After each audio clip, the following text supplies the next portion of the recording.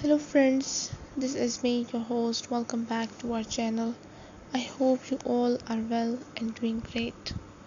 So today I'm back with another video to give a review on a book, on three books, which three of them are thrilling, crime thrilling mystical stories.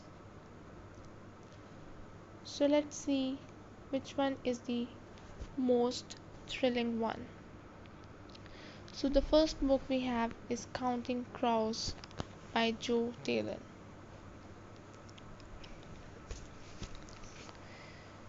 Supernatural thrillers hold a unique space in modern literature. They exist at the intersection of crime fiction, Gothic horror, and psychological drama, and appealing to readers who want both the tension of a hood unit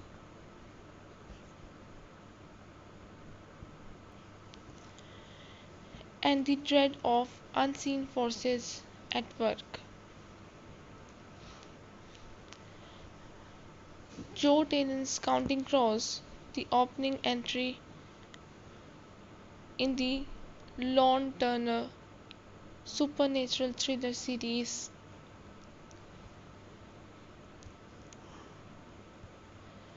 fills this tradition while carving its own distinct path.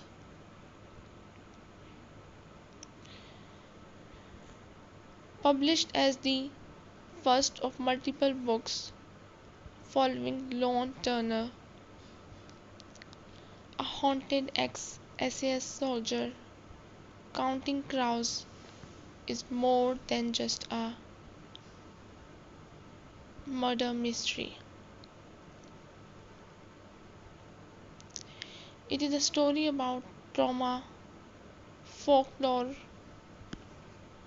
ritual, and the human struggle to reconcile rational thought with inexplicable evil.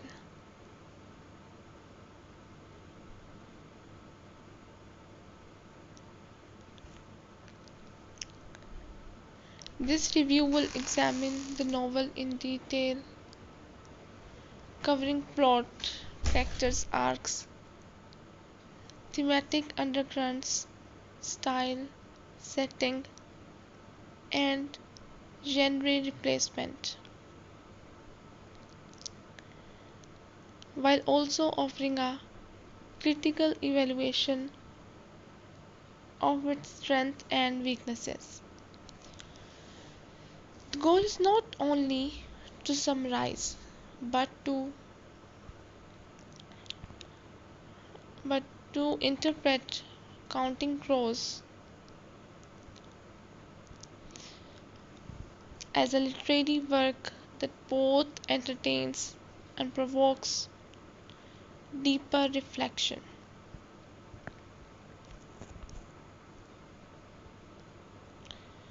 Plot in detail without major spoilers. The story begins with a grim discovery on the Exmoor moors. Lon Turner, a former Special Forces operative, stumbles across the mutilated remains of a body devoured by crows.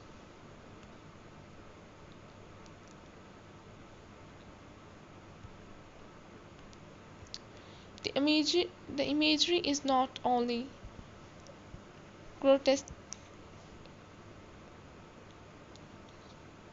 but symbolic. Crows are scavengers, yes, but in myth and folklore. They also represent death, transformation, and omens.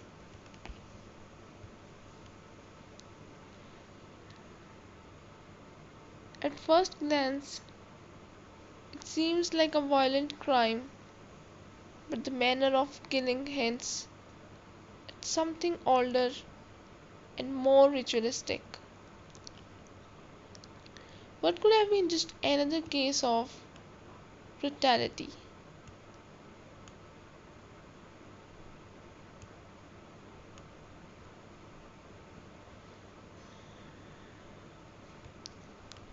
Turns into a descent into occult mystery.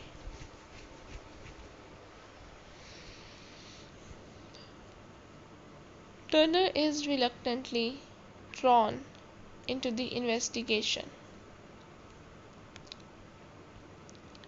He is not a police officer, but his background and personal instincts make him suited to understanding nature where others might dismiss it.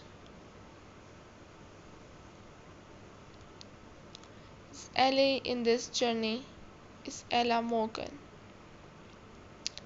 a village vicar who becomes both his confidante and his foil.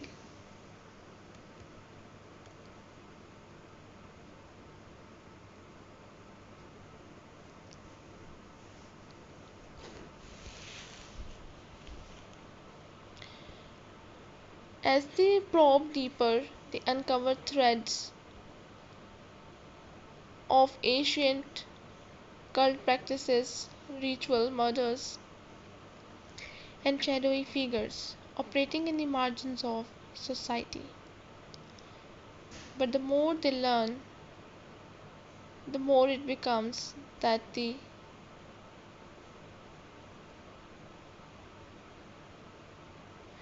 the more it becomes that the line between the psychological and supernatural is blurred. Turner's own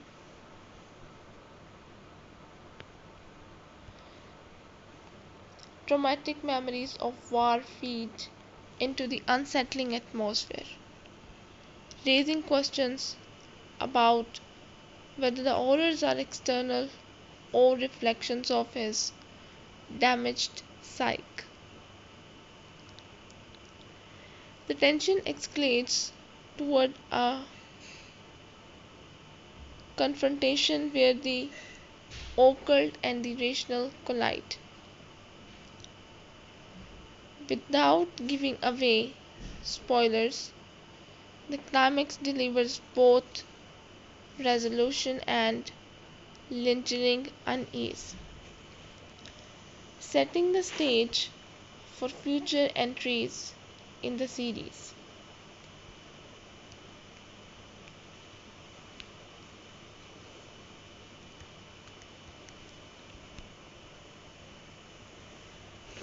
Characters. A closer look. Lone Turner, the haunted veteran. Lone Turner is not a conventional hero. His background as a soldier means he is tough, skilled, and resourceful. But his inner life is fractured.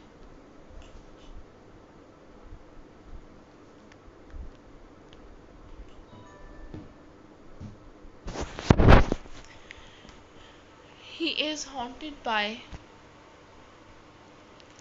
he is haunted by memories of combat, by guilt over choices made, and by the emotional toll of war. What makes him compelling is his duality. On one hand, he relies on tactical thinking and pragmatism skills honed in life or death situations. On the other hand, he is deeply vulnerable, plagued by trauma, and inner conflict. Unlike the stoic, invulnerable action heroes of pulp thrillers, Turner is humanized through his pain. His arc is Counting Crows is not just about solving a mystery. It is about confronting the darker parts of himself while trying to keep his sanity intact. This psychological realism grounds the supernatural elements, making the feel even more unsettling.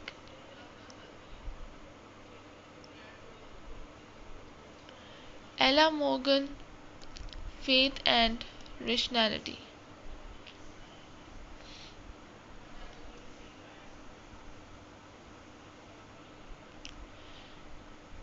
Ella serves as Turner's moral compass and intellectual partner. A vicar in a small community, she brings a perspective shaped by faith, theology, and compassion.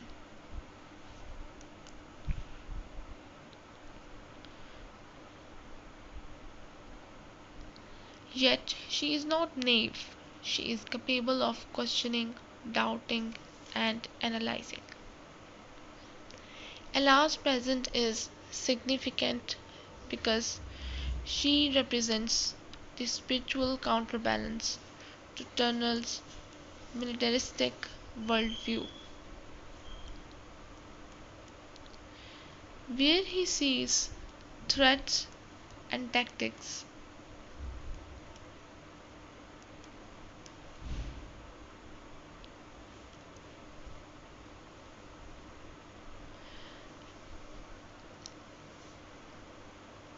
Where he sees threats and tactics, she sees meaning and context.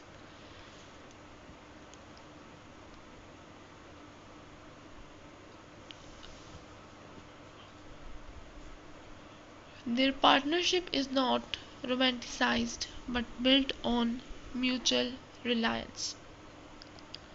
This dynamic enriches the narrative, making it more than just soldier versus occult. Villains and the occult. The antagonist forces in Counting Crows are not simply human criminals.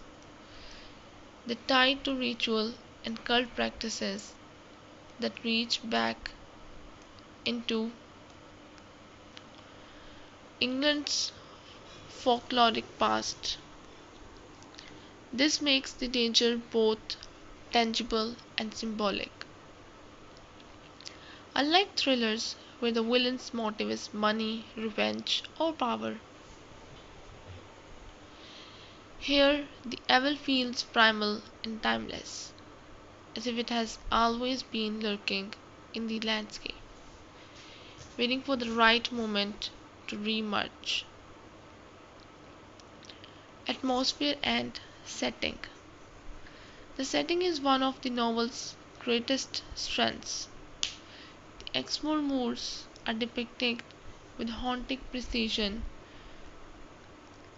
Fog, isolation, empty roads, and the eerie presence of crows create a sense of unease. This environment mirrors Turner's own mental state, just as the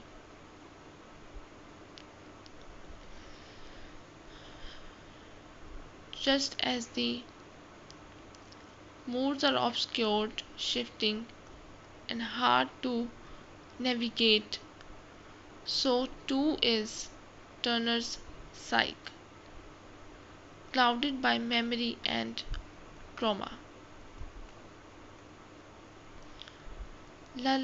The landscape becomes a character in itself. indifferent, watchful, and almost complicit in the horrors that unfold.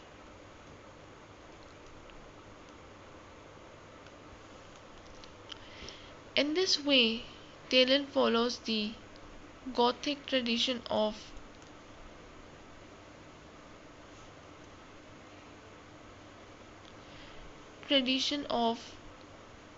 making setting integral to story. This book could not be transplanted into another location without losing its essence. The moors with their folkloric associations and haunting emptiness are essential to its atmosphere.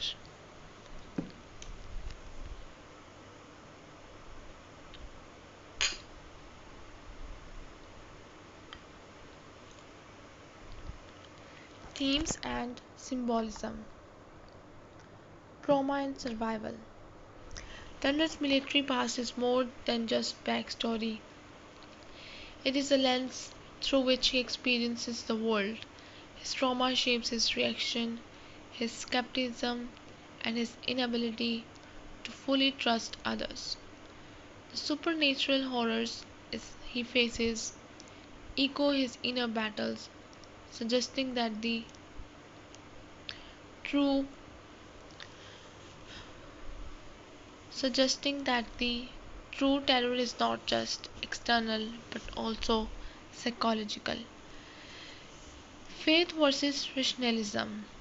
The dynamic Turner and Ella highlights a deeper theme, the clash and occasional theory.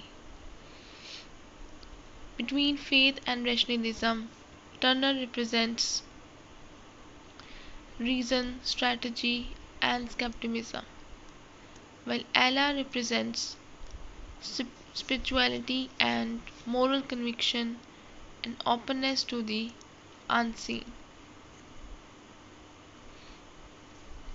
Their partnership suggests that confronting evil, be it human or supernatural, requires both perspectives. Ancient evil in modern times. The occult practices unearthed in the novel point to the persistence of ancient darkness beneath the surface of modern society.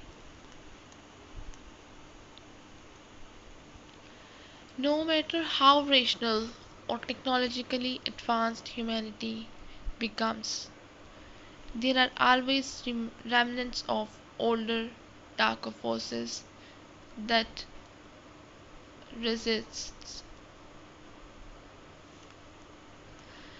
resists eradication. The symbolism of crows. The title itself highlights the role of crows as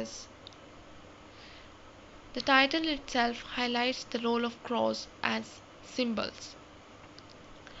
Crows represents death, transformation, and the cyclical nature of life.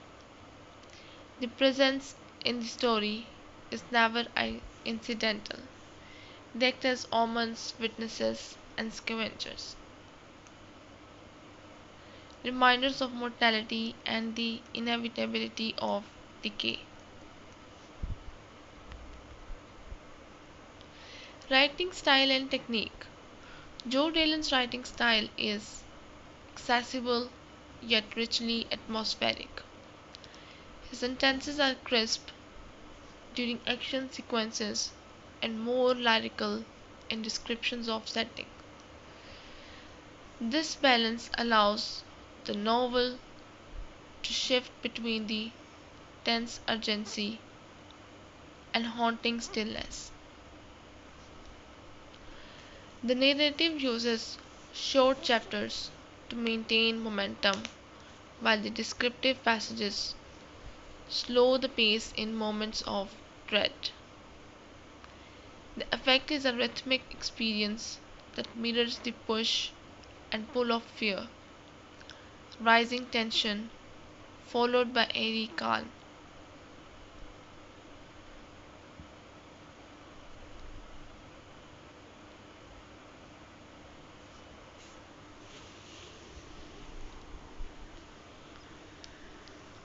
Dialogue is another strength. The conversations between Turner and Ella feel authentic, often mixing with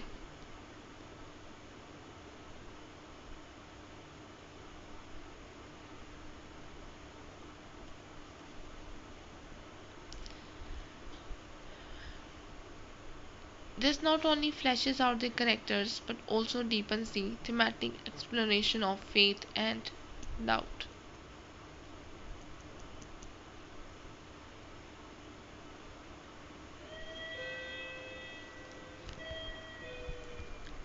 Conclusion: Joe Taylor's Counting Crows is more than just an occult mystery.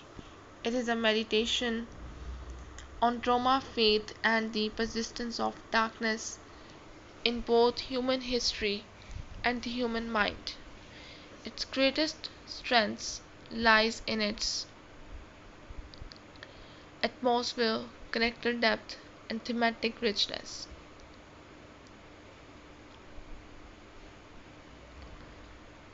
While it occasionally leans on familiar tropes,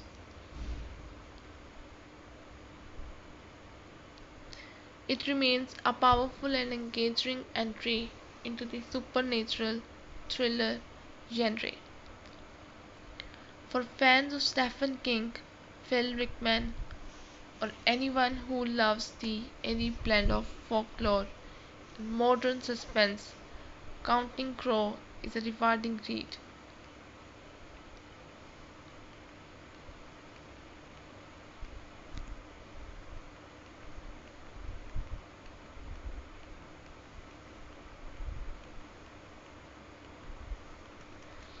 The next book which we're going to see today in this video about the crime thrilling mystical one is Needle and Bone by Tonya Mitchell. Introduction: Gothic literature has always balanced two realms,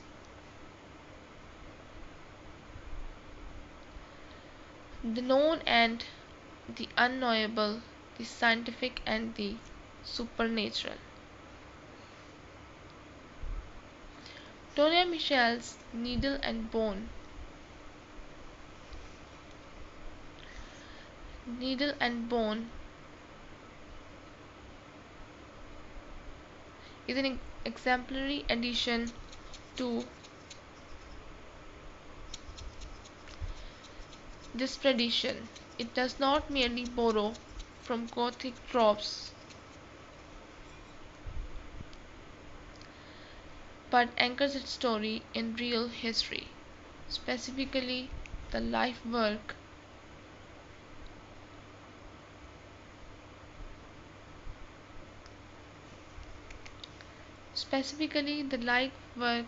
of Dr. Thomas Mütter, a pioneering 19th century surgeon whose name endures through the Mütter Museum of Medical Oddities in Philadelphia.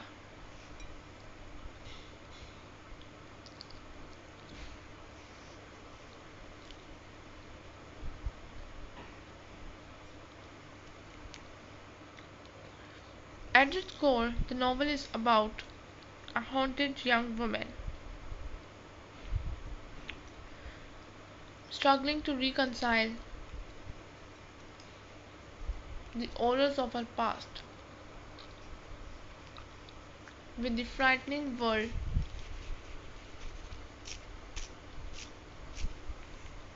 she finds herself thrust into.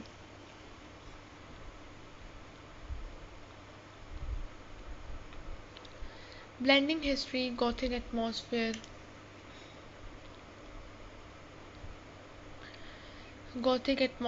and elements of psychological suspense. Needle and Bone provides not only a gripping ghost story but also a meditation on guilt, grief, mortality, and resilience. This review will provide a detailed nearly chapter by chapter exploration, along with thematic and stylistic analysis to give a full appreciation of Michel's work.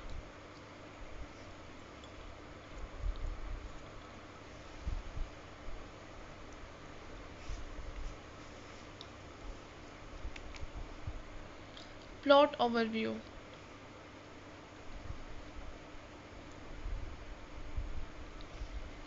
Set in 1841, the novel follows Annis Hargrave,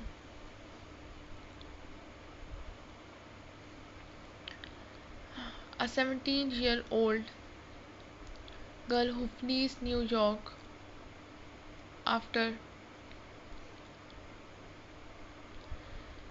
witnessing a violent murder, carrying with her trauma of what she saw.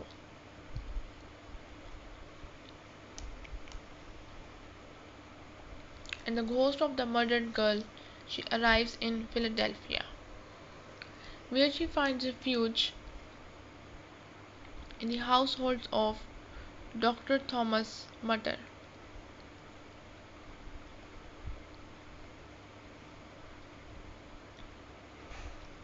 Dr. Mütter, a forward-thinking surgeon and teacher, hires Annis as a medical illustrator. Her job is both practical and grotesque. She must sketch surgical procedures, cadavers, and preserved organs for medical study.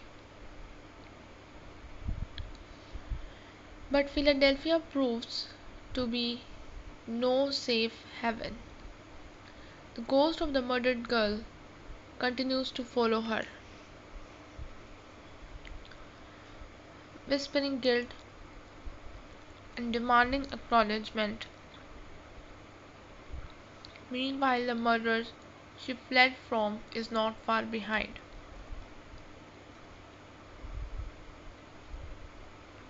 When the brother is kidnapped, Annis must confront both human cruelty and supernatural torment, culminating in a harrowing confrontation inside the pit Mütter surgical amphitheater.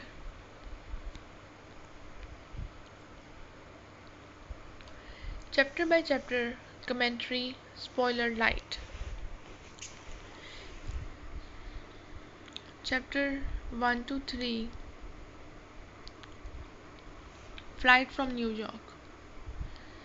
The novel begins with urgency and atmosphere. Annis is introduced as a young woman sickened by trauma. Her escape to Philadelphia is shadowed not only by danger of her pursuer but also by the ghost of the girl whose death she witnessed. Already the novel establishes its duality: danger from both the living and the dead. Chapter 4 to 7, Philadelphia and Dr. Mütter.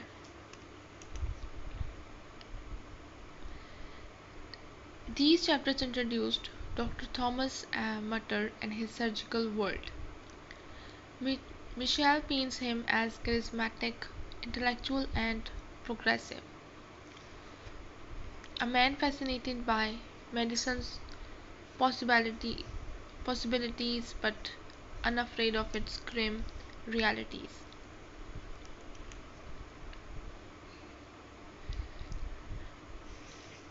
Annis is given her role as a medical illustrator, setting up one of the novel's most important motifs: seeing clearly, recording, and not looking away from death. Chapter 8 to 12, Setting in. Here Annis struggles with her new reality. The description of presented organs, cadaver dissections, and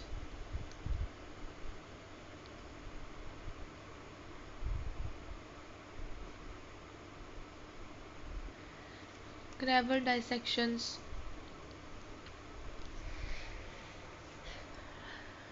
and the pit are deeply Gothic, making Philadelphia are unsettling as a ghost that trails her. Yet Annis also begins to grow, developing courage as she forces horrors that would undo others. Chapter 13 to 17. Rising tension. The murder from New York begins to loom closer, showing that Annis's past cannot be outdone, outrun. Meanwhile, the ghost presence intensifies, sometimes appearing almost physical in its torment. This section highlights the psychological horror of the novel, where the line between trauma and haunting is blurred. The kidnapping. When Annis' brother is taken, the stake becomes painfully human. The narrative accelerates, balancing supernatural dread with real world urgency. Readers are reminded that ghosts may torment, but living villains can destroy lives. And the climax in the pit.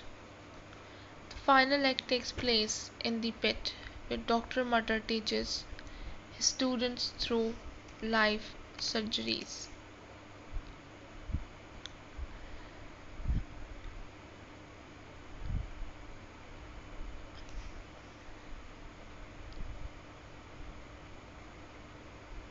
Here, surrounded by the tools of science and death, Annis must confront both the murderer and the ghost that has stalked her. The setting itself symbolizes the central conflict of the book, the intersection of knowledge, mortality, and the unknown.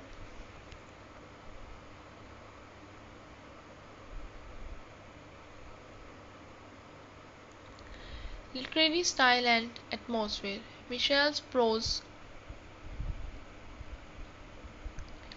leans heavily into lyrical description. She excels at creating atmosphere.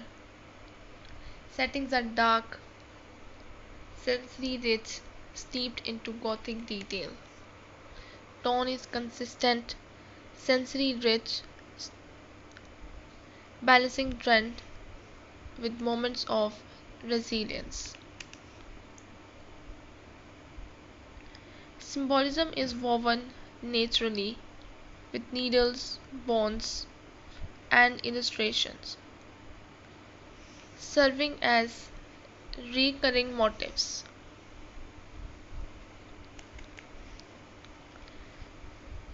The result is a narrative that is both immersive and unsettling. Capturing the airy beauty of the Gothic. So now last we have a conclusion.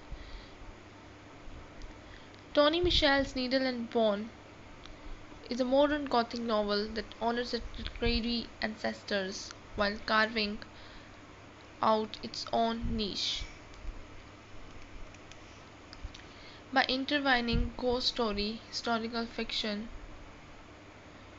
and medical Gothic, Michelle creates a narrative that is chilling, intelligent, and unforgettable.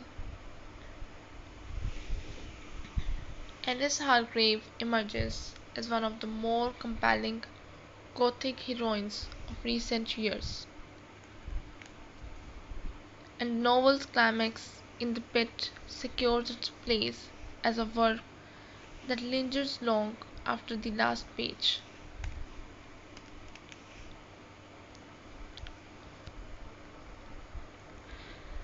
So now here we have last book on which we're going to see today, which is The Ninth House by Leigh Bardugo.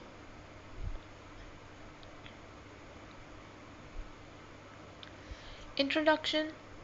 Leigh Bardugo is a name long associated with young adult fantasy.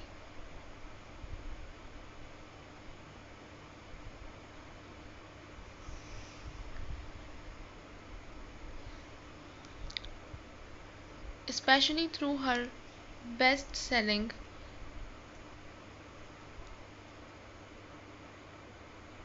Grishaverse novels, including Shadow and Bone,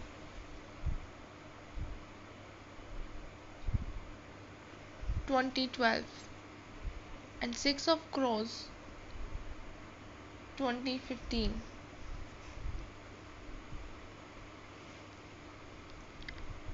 With the release of Ninth House in 2019, Bardugo broke new ground.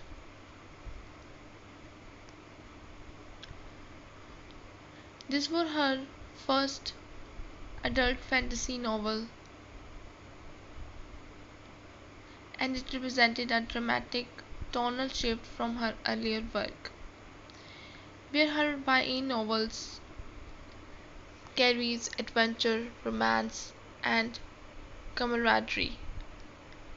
Ninth House ventured boldly into the realms of dark academia, urban fantasy, gothic horror, and psychological thriller.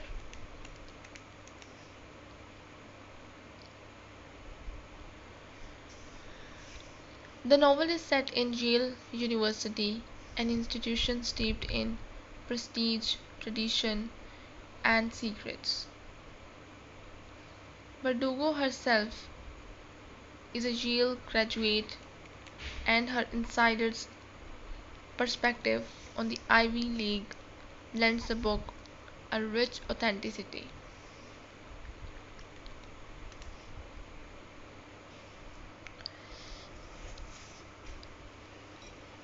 In Ninth House, Yale's famous secret societies, long the subject of rumors and conspiracy theories, are reimagined as literal centers of magical power. Each of the houses of the Vale controls a different branch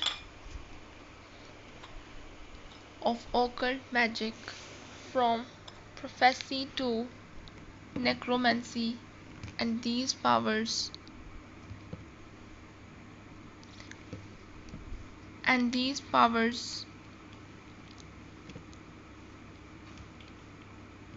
fuel the wealth and influence of their members. In the real world, into this setting enters Lexi Alex Turn, a protagonist unlike most seen in mainstream fantasy. Alex is not the chosen one, not a brilliant scholar,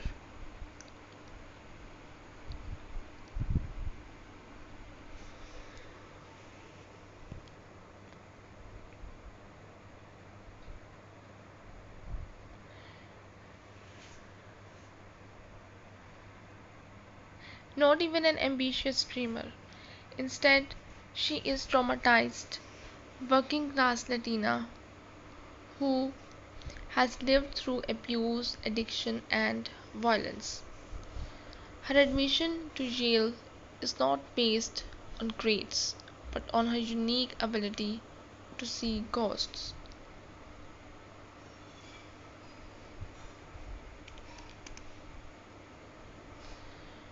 To see ghosts. This rare gift makes her valuable to Lethe House.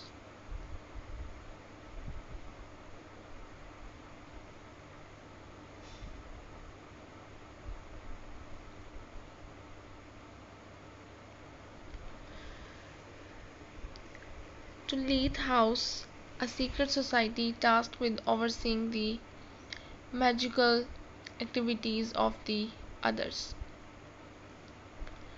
Through Alex's eyes, Bardugo delivers a story that is as much about power, privilege, and survival as it is about ghosts and spells. The novel is ambitious, atmospheric, and unflinching, earning its reputation as one of the most notable works in the dark academia subgenre.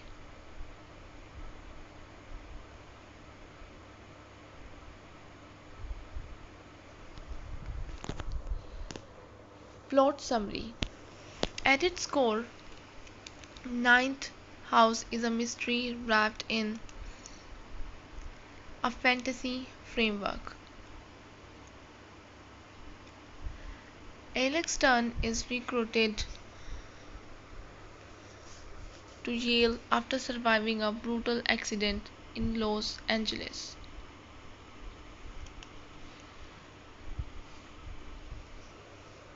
But that left her hospitalized.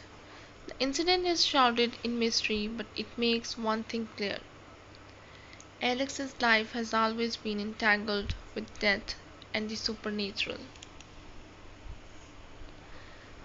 At Yale, Alex is introduced to Lethe House, a secret society founded to monitor the activities of the 8 houses of the whale. Skull and Bones, her spicy divination. Her monitor Daniel Darlington and Arlington is the perfect Yale gentleman, wealthy, cultured, and a believer in the nobility of Lee's mission.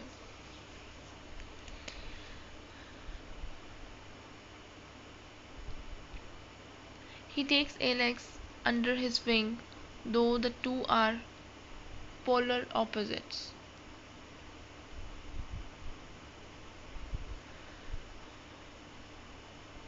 The central conflict begins when a young woman is found murdered in New Haven. The police dismiss it as a drug related crime, but Alex suspects otherwise. Her investigation leads her deeper into the practices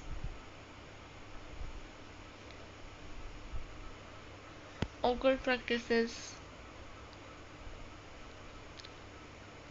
of the societies and the corruption that hides beneath Yale's polished surface.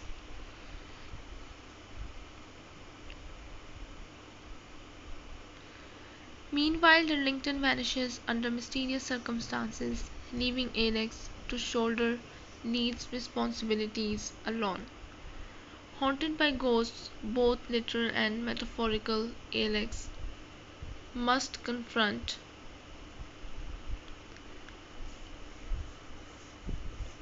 her own traumatic past while unraveling the mysteries surrounded by Yale's elite.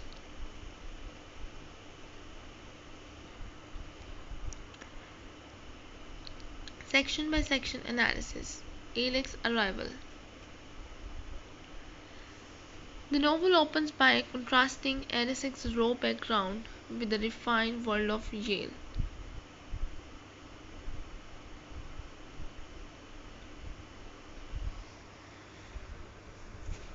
She doesn't belong, and Bardugo emphasized the alienation of someone entering into an institution built for the privileged.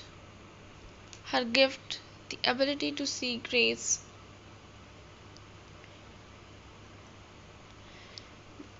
makes her indispensable but also isolates her father.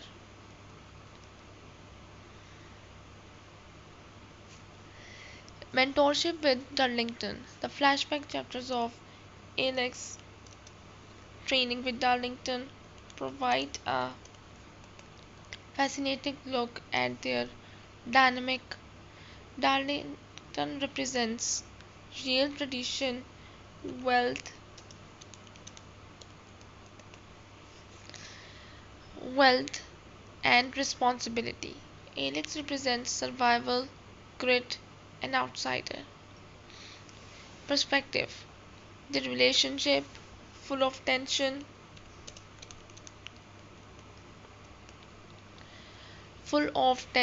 and reluctant respect, is one of the most compelling elements of the book. The murder and mystery. The discovery of Tara Hutchins' body, a town girl outside the Yale bubble, anchors the narrative in a crime thriller format.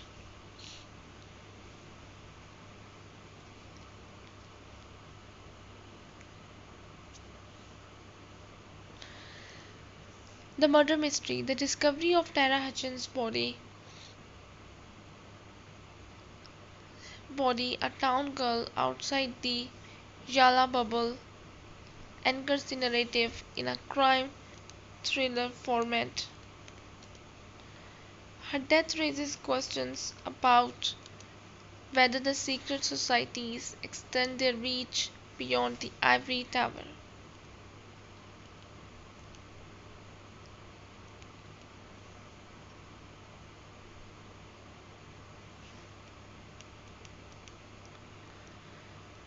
This thread exposes the deep divide between Yale students and New Haven residents. The supernatural encounters.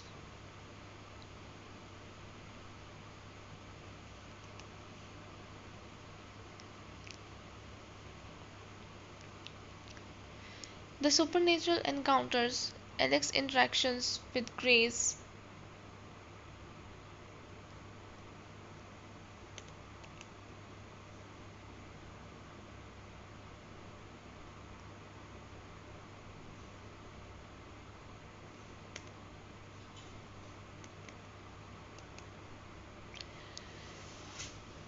are chilling and vividly written. These scenes serve multiple purposes. They establish the horror elements, they advance the investigation,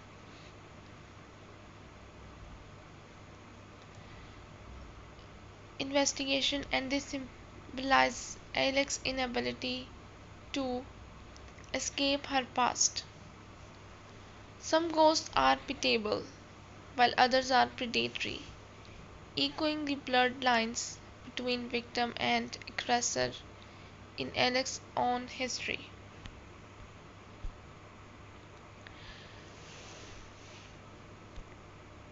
Writing style. Darlington's disappearance. Darlington's absence forces Alex into independence. It also creates a haunting presence in the novel. Even when gone, Darlington roams large, both as a source of guilt as, as a mystery yet unsolved.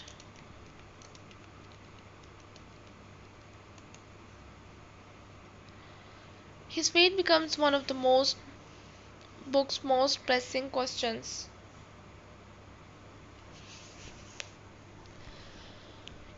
and sets the stage for its sequel, Hell-Bent. The climax. Without spoiling details, the climax involves betrayals, revelations, and Alex's final confrontation with both the human and supernatural forces are aligned against her. Bardugo ties together the murder mystery,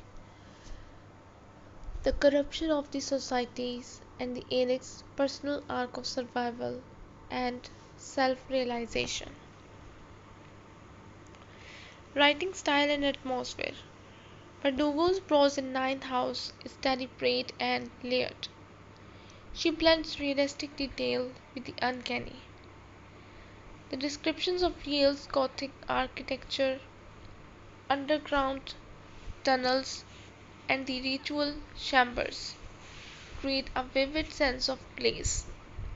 The pacing is intentionally slow at first, immersing readers in most atmosphere before escalating into high-stakes conflict. Her writing balances elegance with grit.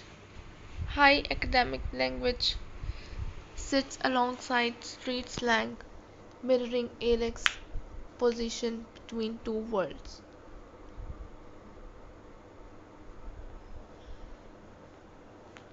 Conclusion: Ninth House is a novel that lingers. It is not easy, not comforting, and not escapist in the way traditional fantasy often is. Instead, it is a dark, uncompromising exploration of power, trauma, and survival.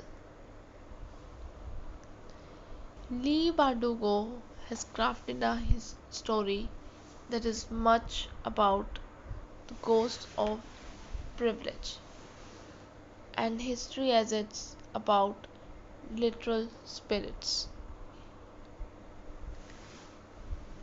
Through Alex Stern, Verdugo gives voice to an outsider who refuses to be silenced, a survivor who finds strength in her scars, for readers willing to immerse themselves in its darkness.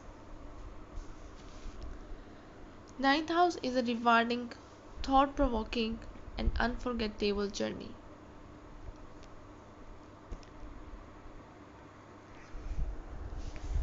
So, this is all we have from this book, from these three of these books. I hope you guys enjoyed the stories, like the crime thrilling mystical stories. If you like, don't forget to press the like button. And which one do you like the most? Don't forget to tell me in the comment section. And you can also suggest me other books to give a review on, to make a video. So I'll be back with another videos. Till then, just take care and goodbye.